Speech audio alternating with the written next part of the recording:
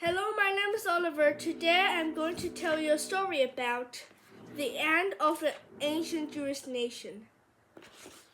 Earlier, we read about Jesus, the founder of Christianity.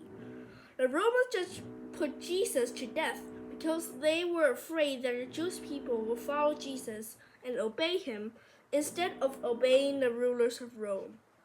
They were always worried that the country's Rome would rebel against the first citizen, who was now known as the Imperator or Emperor. Now the Jews hated Roman rule. They wanted to be free again. The Jews had been ruled by other countries for many years. Do you remember who was the father of Jewish people? Abraham left Haran and went to Canaan. There, he had a son named Isaac, and Isaac had a son named Jacob. Jacob had 12 sons, and each one of Jacob's sons had a family of their own. Now, Abraham's family was a big and a whole nation, and they were called Israelites or Jews. Jacob loved his son Joseph more than his other sons. The other 11 brothers were jealous, and they sold Joseph as a slave. Joseph was taken to Egypt, and soon the rest of the Israelites came down and joined him, because a big famine had wiped out all their crops, and there was only grain in Egypt. The Israelites lived in Egypt for a long time, but Pharaoh made them into slaves until Moses came along and led them out of Egypt back up to Canaan. The Israelites lived in Canaan until the Assyrians came along, captured them, and took them away back to Assyria. The Assyrians were then conquered by Babylonians, who took the Israelites from Assyria and moved them to Babylon.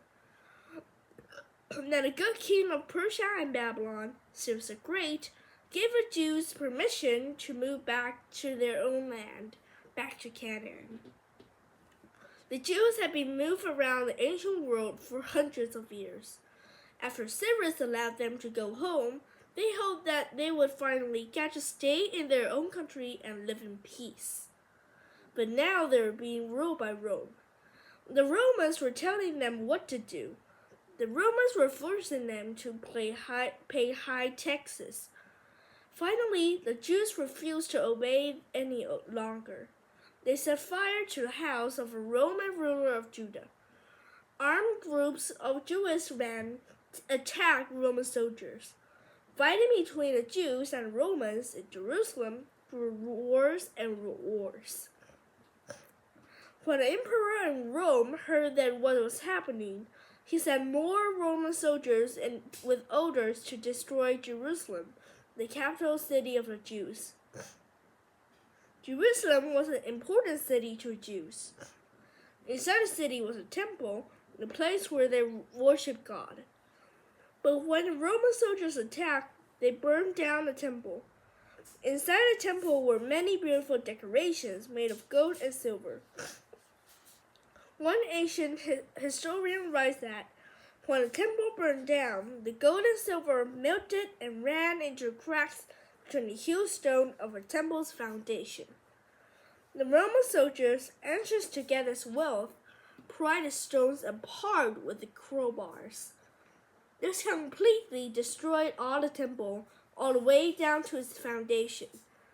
And then the Romans drove the Jewish people away from Jerusalem.